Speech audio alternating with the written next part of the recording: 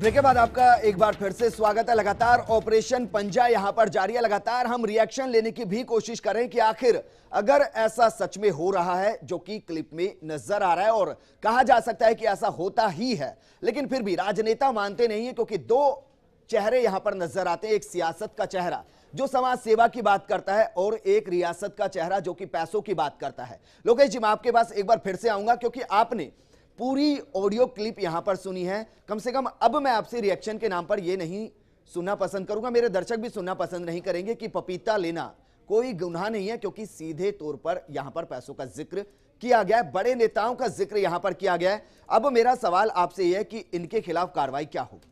देखिए, मैं आपको स्पष्ट कर दूं कि सिर्फ नाम लेने मात्र से कोई आरोप कभी सिद्ध नहीं होता।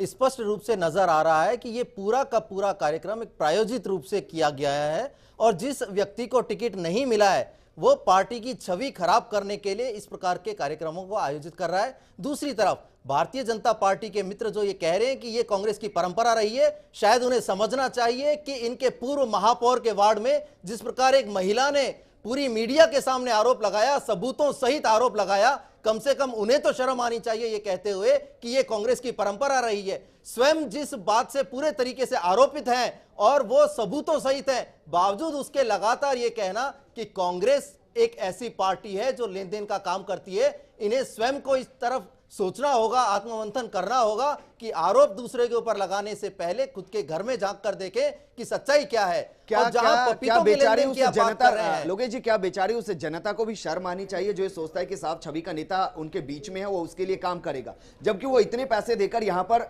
सीट पाने के लिए जद्दोजहद करता है। जीतना दूर की बात है, और अगर वो जीतता है तो कितना पैसा वो इस जरिए से कमाता होगा, जनता को चूसता होगा, उसका अंदाजा आप भी लगा सकते हैं। क्या बेचारी जनता को भी यहां पर शर्म आनी चाहिए कि कैसे टिकटों की बंटवारा होता है? देखिए, जहां तक जनता की बात है, जनता बहुत समझदार है, और आज की जनता में पूरे तरीके से इस बात की जानकारी है कि प्रत्याशी का स्तर क्या है, प्रत्याशी की क्वालिफिकेशन क्या है। आज जनता आंख बंद करके मतदान नहीं कर रही है। अगर उसे इन बातों की भनक लग जाती है और ना ही फलानी पार्टी में खरीद फरोख्त हुई है, पूरे तरीके से आंखें खुली है, लेकिन वो आंख सिर्फ पैसा यहां पर देखती हुई नजर आ रही है। जो ऑडियो क्लिप हमारे सामने नजर आ रही है, जिस ऑडियो क्लिप की हम बात कर रहे हैं, फर्स्ट इंडिया का एक्सक्लूसिव ऑपरेशन पंजा। मेरे साथ पूर्व महापौर ज्योति खंडेलवाल जी जुड़ चुके हैं। ज्योति जी, सवाल मेरा आपसे यह है कि कांग्रेस से आप जुड़ी रही हैं, यहां पर वार्ड नंबर 68 के लिए खरीद फरोख्त होती है। नवाब नाम का जो प्रत्याशी उस वक्त उतारा जाना था, वो कहता है कि 10 लाख रुपए शाकिर को दिए गए। शाकिर वो है जो माहिर आजाद के भाई हैं। क्या आप मानते हैं कि कांग्रेस ने इस बार जो टिकटें बांटी हैं उसके पीछे की कहानी पैसों के जरिए होकर निकली है? नहीं, देखिए, मैं ये बात तो नहीं कहूंगी कि जो कहानी निकली है वो पैसों के थ्रू होकर के निकली। मैंने भी अभी आपका ये कार्यक्रम के माध्यम से मैंने देखा है इसको, और तभी ये जो है सब मेरी जानकारी में तभी आया है। उसके अलावा मुझे कोई जानकारी नहीं है। लेकिन मैं ये जरूर कहना चाहूंगी कि कांग्रेस बहुत बड़ी पार्टी है, और अगर उसमें कुछ लोग के अगर ऐसे, तो ऐसे मामलों की एक बार जांच होनी चाहिए। जांच होकर के स्थितियां स्पष्ट और साफ होनी चाहिए। उससे मैं, अगर कोई गलत नहीं है तो जांच होने में हमेशा पार्टी को भी बेनिफिट ही होता है कि हाँ देखिए, ये सब कुछ जो था ये गलत था, ये सब कुछ एक भ्रम था, एक अफवाह थी, एक फैलाने की कोशिश की गई थी। इससे पार्टी की छवि और साफ निकल करके जो है वो सामने आती है। और अगर इस तरह की कोई करता है कोई काम, अगर कोई गलत कहीं कुछ पार्टी का कोई कार्यकर्ता कर रहा है गलत, तो उसके खिलाफ भी जो जांच में जो स्थिति है वो स्पष्ट होकर सामने आ सकेगी, और पार्टी उस हिसाब से डिसीजन जो है वो अपने दे सकेगी, अपने निर्णय ले सकेगी। तो मुझे लगता है कि कोई देखिए, इस तरह की बातों में अभी इस पे कुछ भी कह पाना मैं नहीं समझती कि किसी के लिए भी सही होगा। जब तक पूरी स्थिति निकल करके सामने नहीं आए, शिकायत सामने नहीं आए, जांच होकर के बात सामने नहीं आए, तब तक इस पे कुछ भी कहना मैं नहीं मानती कि ठीक रहेगा।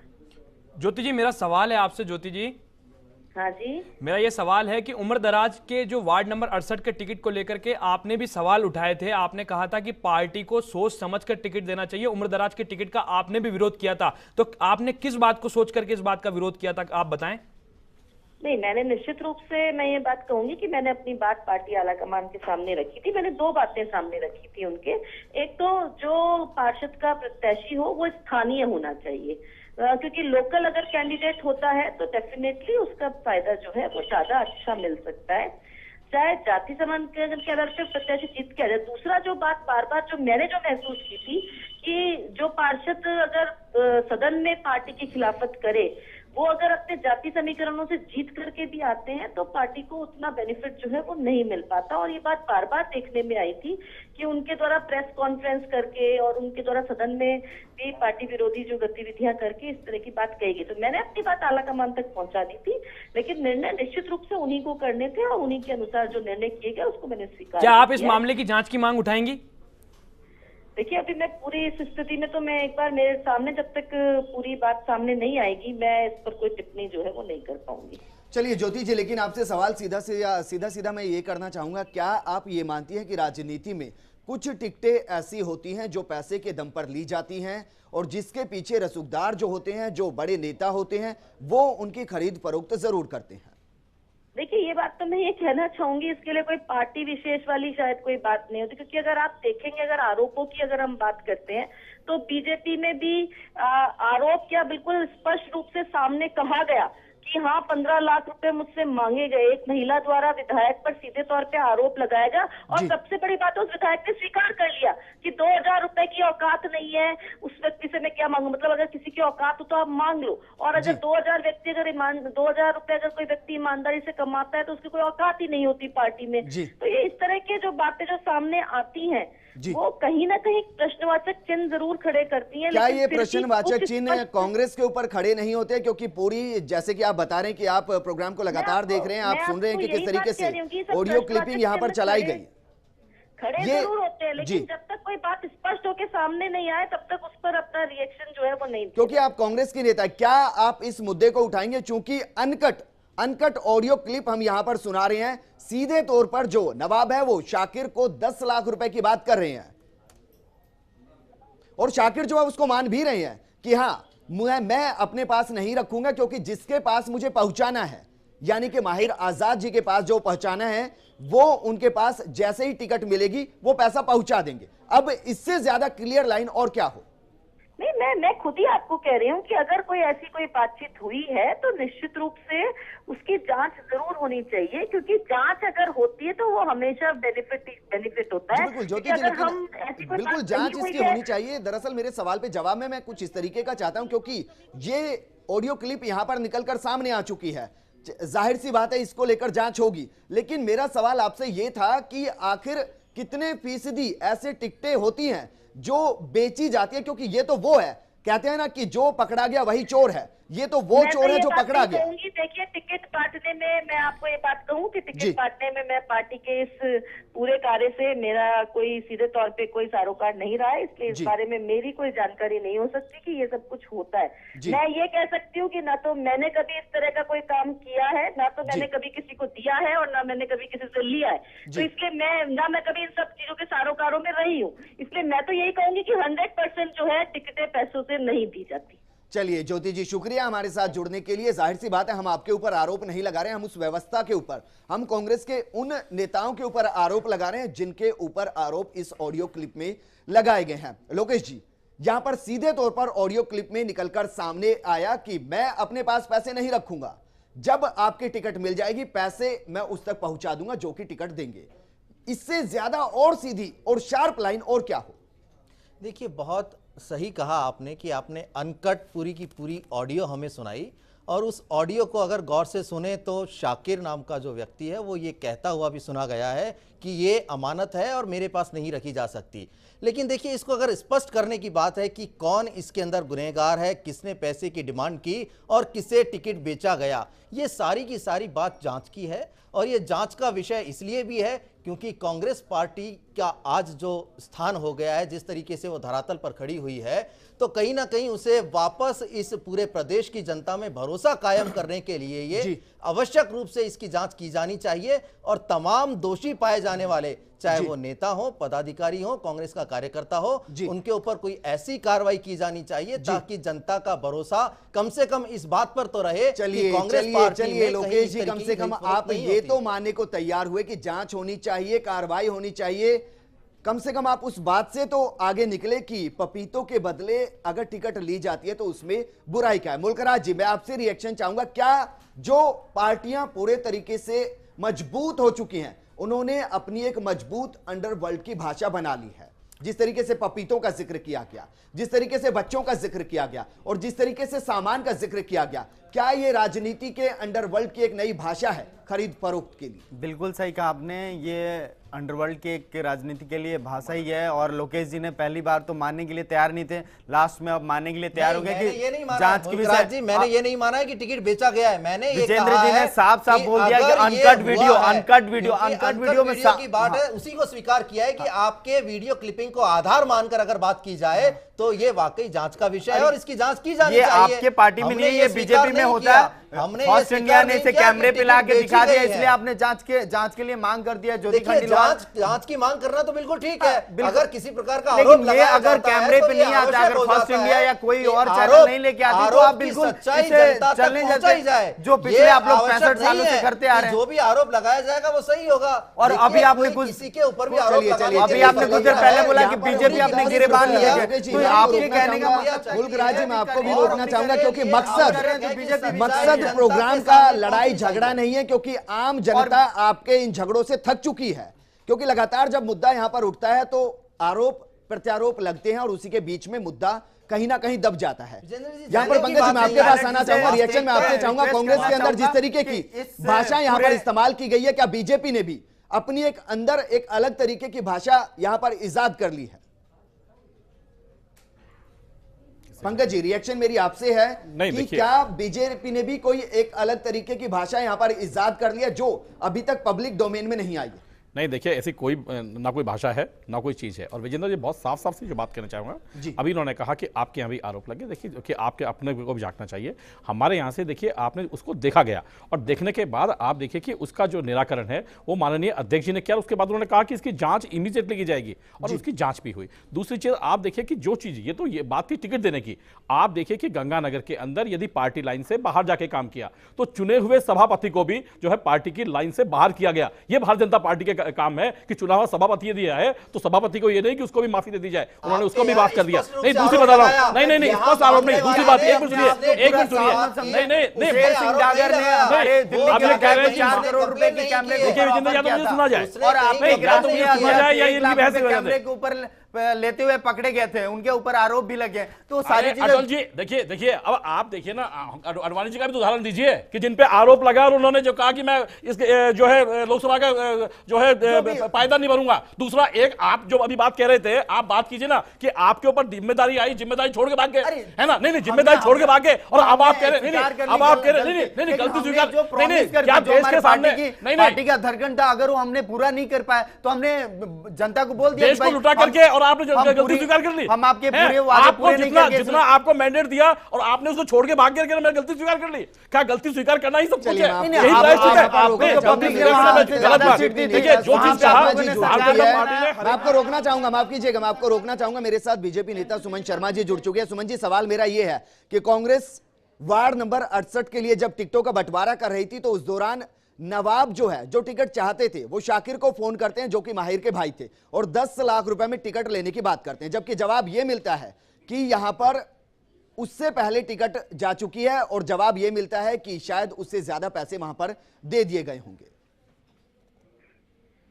देखिए कांग्रेस के लिए बहुत आश्चर्यजनक घटना नहीं है, ना राजस्थान की जनता को चौंकाने वाली घटना है। इनका चाल और चरित्र शुरू से ही ऐसा रहा है, टिकटों को बांटना, पैसे से टिकटें देना, कार्यकर्ताओं को तवज्जो नहीं देना, ये कांग्रेस का कल्चर है। इसलिए हमें भी बहुत आपका स्टिंग आश्चर्यजनक में नहीं डालता है, क्योंकि ये कांग्रेस के लिए पहली बार नहीं है, लेकिन स्टिंग किया आप लोगों ने और इसको प्रूव किया। इसके लिए साधुवाद की इनका चाल और चेहरा और चरित्र सामने आया। बड़ी बड़ी बातें करते हैं कि इतनी साल पुरानी कांग्रेस, त्याग और तपस्या, आजादी का क्रेडिट लेने वाली कांग्रेस, स्वाभिमान की बात करने वाली कांग्रेस का ये चेहरा सामने आ रहा है। तो कांग्रेस के उन नेताओं को जवाब देना चाहिए जो कांग्रेस की वाहवाही करते रहते हैं। जी बिल्कुल सुमन जी, हम उनसे जवाब लेंगे, लेकिन अभी निकाय चुनाव के दौरान प्रचार के लिए काफी ज्यादा देखी गई, आपने भी वार्ड वार जाकर प्रचार किया। क्या बीजेपी के अंदर भी कुछ ऐसा ही दिखाई देता है या बीजेपी फिलहाल यही कहेगी कि वो पूरे तरीके से साफ है और उसके अंदर अंडरवर्ल्ड के जैसी भाषा का अभी तक इजाद नहीं हुई है? देखिए अगर ऐसा होता तो आप लोगों के सामने एग्जाम्पल है कि हमारे टिकट वितरण से लेके चुनाव तक कहीं भी कोई हंगामा नहीं हुआ, कोई कपड़े नहीं फटे, किसी के मुर्दाबाद जिंदाबाद नहीं हुए, किसी के पोस्टर नहीं फाड़े गए। और कांग्रेस में जो हाल हुआ था, आपके टीवी चैनल पे हमने देखा कि कई महिलाएं चिल्ला चिल्ला के क्या कह रही थी, ये भी आपके चैनल से ही हम लोगों ने देखा कि ये लोग किस तरह से टिकट देते हैं। कई प्रकार के आरोप लगे। हमारे यहाँ अगर ऐसा होता तो कोई तो सामने आता, किसी ने ऐसा नहीं किया, कहीं कोई मुर्दाबाद जिंदाबाद नहीं हुआ। सुमन जी, पूरी की पूरी आपकी कार्यकारिणी ने इस्तीफा दे दिया, सांगानेर की मंडल कार्यकारिणी ने। आप शायद आपको याद नहीं आ रहा कि कांग्रेस में ऐसा कोई काम नहीं हुआ जैसा आपकी भारतीय जनता पार्टी की सांगानेर मंडल कार्यकारिणी ने टिकटों के विरोध में पूरी की पूरी ने इस्तीफा दे दिया। और आप बात कर रहे हैं यहाँ पे कांग्रेस की। नहीं, मैं आपको बता रही हूँ कि उसको आप इससे नहीं जोड़ सकते। नहीं, आपने कहा असंतोष नहीं होता, टिकट हम यहाँ बहुत साफ सुथरे तरीके से देते हैं, उसी बात का जवाब दिया जा रहा है ये कि अगर असंतोष नहीं था तो क्यों वहां की पूरी कार्यकारिणी ने इस्तीफा दिया। मैं बता रही हूँ इस्तीफा किस लिए दिया, ये तो आप सुने। एक पक्षीय वार्ता को आप करें कि ये आरोप नहीं था कि किसी ने पैसे मांगे या किसी के साथ वहाँ कोई करो। वहाँ इसलिए हुआ कि एक कमेटी बनी थी जिले की ओर से, संभाग की ओर से, उन लोगों ने उनको सक्षम नहीं माना जिनको वहाँ मंडल के लोग मान रहे थे। नहीं, आपने इस बात का जवाब दिया है जो आप कह रहे थे कि भारतीय जनता पार्टी में असंतोष नहीं था टिकटों को लेकर, सिर्फ और सिर्फ कांग्रेस में मारामारी हुई थी। कांग्रेस में कोई ऐसा प्रदर्शन नहीं हुआ जिसमें पूरी की पूरी पार्टी ने, पूरे के पूरे संगठन ने, उस क्षेत्र के संगठन ने इस्तीफा दिया हो। लोकेश जी, मैं आपको भी रोकना चाहूंगा, सुमन जी मैं आपको भी रोकना चाहूंगा। दरअसल हमारा मुद्दा ये नहीं है कि किस पार्टी के अंदर कितना असंतोष है, हमारा मुद्दा ये है कि किस पार्टी के अंदर कितने फीसदी वोट, माफ कीजिएगा, कितने फीसदी टिकट जो है वो पैसों के दम पर खरीदे जाते हैं, बेचे जाते हैं। फिलहाल शुक्रिया सुमन जी हमारे साथ जुड़ने के लिए। ये इसको आप राजनीति की आज विडंबना ही कह सकते हैं कि जब भी किसी मुद्दे पर बात करने की कोशिश की जाती है, आरोप प्रत्यारोप लगने शुरू हो जाते हैं मुद्दे की गंभीरता को लेकर, और उसको किस तरीके से खत्म किया जाए उस पर बात होती हुई बहुत कम सुनाई देती है। लेकिन फिर भी हम कोशिश करेंगे कि इस मुद्दे पर बने रहें, बात करते रहें। यहां पर एक छोटे से ब्रेक के लिए रुकेंगे और ब्रेक के बाद अपने सहयोगी लवली वधवा से पूछेंगे कि क्या यह सिर्फ एक मामला है या ये जो मामले हम लगातार खोल रहे हैं उसमें कड़ी आगे भी है। छोटे से ब्रेक के बाद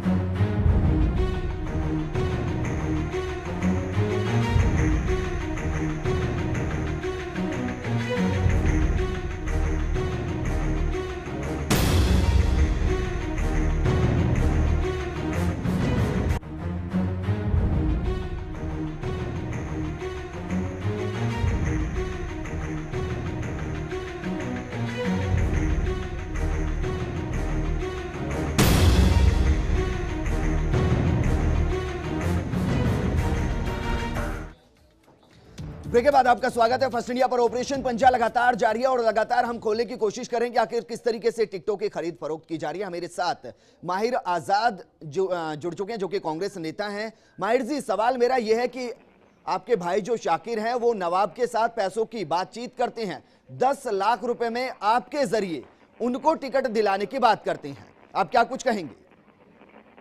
कौन नवाब? वार्ड नंबर 68 से वो कांग्रेस का टिकट चाहते थे, आपके भाई शाकिर के साथ वो बातचीत कर रहे थे। उस दौरान उन्होंने कहा कि 10 लाख रुपए में आपको टिकट मिल जाएगा, भाई साहब यानी कि आपसे बात करके। लेकिन फिर मिला जी, फिर मिला क्यों नहीं उसको? जी, फिर टिकट क्यों नहीं मिला उसको? लेकिन क्या आपके भाई आपके जरिए पैसा लोगों से इकट्ठा करने की कोशिश करते, क्योंकि ऐसी तस्वीर वहां पर निकलकर सामने आई? ये तो और भी जितने 10 वार्ड आदर्श नगर में है वहाँ जिनको टिकट मिली है उनसे बात करें ना। उमर दराज जिसको मिली 68 में, उससे भी पूछे भाई तेरे को कितने पैसे में टिकट मिली है जी। और इसका कहीं भी मैंने तो किसी का पैनल में नाम ही नहीं दिया जी। मैंने तो मैं था नहीं, मैं तो वेदांता हॉस्पिटल में दिल्ली में था, इलाज करा रहा था गुड़गांव में जी। मैं तो दिवाली के बाद आया हूँ वहां से, जब तक तो ये सारी चीजें हो चुकी थी यहाँ पर जी। है? लेकिन ऐसे तो आपके जिसको नाम को टिकट नहीं लेकर मिले- आपके भाई दूसरों से पैसा यहां पर लेते हैं। अगर आप चाहें तो मैं दोबारा रिएक्शन आपको सुना सकता हूं, दोबारा मैं ऑडियो क्लिप आपको सुना सकता हूं अगर आप नहीं चाहें। नहीं, आप सुना रहे होंगे वो बात सही है, लेकिन मेरा नाम लेके मैं कह दूं कोई कि मैं तो प्रधानमंत्री के लिए ले रहा हूं कि मैं सचिन पायलट जी के से ये करा दूंगा, तो मेरा क्या इसमें लिंक है? मेरे नाम पर कोई कुछ भी करे उसके लिए मैं तो क्या आप अपने भाई के खिलाफ यहां पर मुकदमा दर्ज करेंगे क्योंकि वो आपके नाम पर पैसे वसूल रहा है? नहीं लिए हैं क्या पैसे? वो तो मैंने सुन लिया, आपका वीडियो भी मैंने देख लिया, उसमें वो कह रहा है कि आपको मैंने कहा था ले लो रख लो, उसने कहा कि नहीं नहीं ऐसे नहीं होता, मैं नहीं रखता। फिर उन्होंने कहा मैं फला को दे दिया, ढिमके को दे दिया, तो ये कोई बात थोड़ी होती है। उसने पैसे ले लिए हो, टिकट दिला दिया हो, तब तो वो भी दोषी हो सकता है। मेरे नाम पे ले तो मैं भी दोषी हो सकता हूँ। जिसको टिकट नहीं मिलेगा वो ये कहेगा दूसरे को मिल गया। पुलिस क्या माहिर जी, जब एक बात होती है किसी मामले की, तो जो खून करने के लिए साजिश बनाते हैं वो भी जिम्मेदार होते हैं, ना कि खून करने के बाद साजिश के लिए उसको होता है। इसका कहीं भी मेरी बात सुनिए, अगर आप मेरा वर्जन ले रहे हैं तो हमने ऑब्जर्वर को कोई नाम डिस्कस हुए होंगे। चलिए, क्या आप ये मानते हैं कि कांग्रेस के अंदर जो बड़े नेता हैं उनकी जो पकड़ है वो कम होती जा रही है, क्योंकि उनके नाम का धड़ल्ले से इस्तेमाल होता है, उनके नाम पर पैसा वसूला जाता है, उनके नाम पर टिकट देने की यहां पर बात होती है? क्या कांग्रेस की पकड़ अपने ही कार्यकर्ताओं पर इतनी कमजोर हो गई है कि उनके नाम का इस्तेमाल कर पैसे अपने ही कार्यकर्ताओं से ऐंठे जा रहे हैं? तो मेरी बात सुन रहे हो कि आप अपना वर्जन जी बताइए। ये शाहजहांपुर यूपी का कोई रहने वाला आदमी है, इसका वार्ड 68 से कोई लेना देना नहीं है, काहे की टिकट मांगता है? जी माहिर जी, बहुत छोटा सा रिएक्शन मैं आपसे चाहूंगा। आपने जब मेरे साथ फोन शुरू किया उस दौरान आपने कहा कि नवाब को आप जानते नहीं, अब आप उसके बारे में पूरी हिस्ट्री बता रहे हैं कि वो यूपी का रहने वाला है, किस तरीके से यहाँ पर। तो मैंने पूछा, आपका ये देखा ना मैंने जी, आपका टीवी पे प्रोग्राम देखा, तो मैंने कहा भाई ये कौन है, कहाँ है, क्या है जी। जब पूछा ये तो कह रहा है कि उमर दराज को भी 20 लाख में मिली, अर्चना जी के थ्रू पैसे गए, ये भी मैंने देखा है, सुना है। तो अब ये तो अर्चना जी की भी कह रहा है, तो महेश जोशी की भी कह रहा है। चलिए माहिर जी, मैं बहुत संक्षेप में आपसे सीधा सवाल कर रहा हूं, बहुत संक्षेप में मैं आपसे जवाब चाहूंगा। क्या आप अपने भाई के खिलाफ यहां पर मामला दर्ज करें? क्योंकि ऑडियो में सीधा यहां पर आपका नाम लिया जा रहा है, 10 लाख रुपए की बात की जा रही है। आपको पता है उसको जो है राष्ट्रपति जीवन रक्षा पदक मिला है, उसने 18 लोगों की जान बचाई थी। भारत सरकार ने उसको 25 जो है वो मुरब्बा जमीन थी, वो जमीन तक मिली उसने।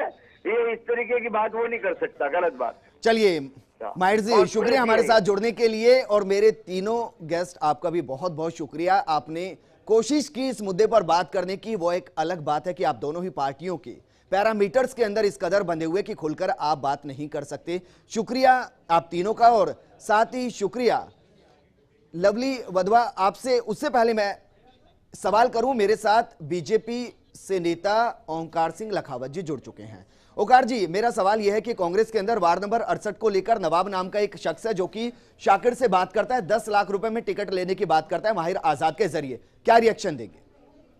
नहीं, मेरा ये कहना है कि राजनीति में स्वच्छता होनी चाहिए, और आरोप जो लगे, मैं क्यों कांग्रेस ने आरोप लगे इसलिए मैं कोई टिप्पणी नहीं करना चाहता, ये कांग्रेस का मामला है, परंतु कांग्रेस को इसकी जांच करानी चाहिए। और अगर आरोप गलत है तो जो आरोप लगाने वाला है उसको दंडित करना चाहिए, और अगर सही है तो आंतरिक विश्लेषण करके उस बुराई को ठीक करना चाहिए।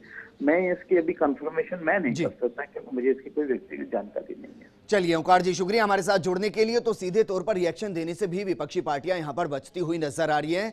तमाम गेस्ट जो मेरे साथ जुड़े, आप सभी का बहुत बहुत शुक्रिया, और लवली आपका भी शुक्रिया कि एक सही तस्वीर आप हमारे दर्शकों के लिए निकालकर सामने आए कि आखिर जो नेता उनके बीच में समाज सेवा की बात कर रहा है, आखिर वो उस पोजीशन तक पहुंचने से पहले कितने पापड़ बेल चुका है और कितनी जेब वो यहां पर ढीली कर चुका है। ऑपरेशन पंजा में फिलहाल इतना ही। पूरी टीम को दीजिए इजाजत, नमस्कार।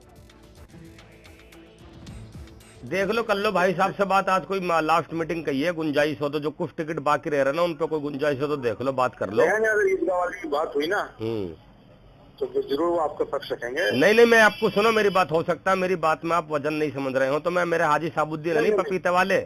अजी नहीं, वो मुझे सारा मालूम है। आपकी पल पल की रिपोर्टें आ रही है हमारे पास, तो बहुत सही स्टेप चल रहे हो आप लगातार, और इस हिसाब से बढ़ रहे हो।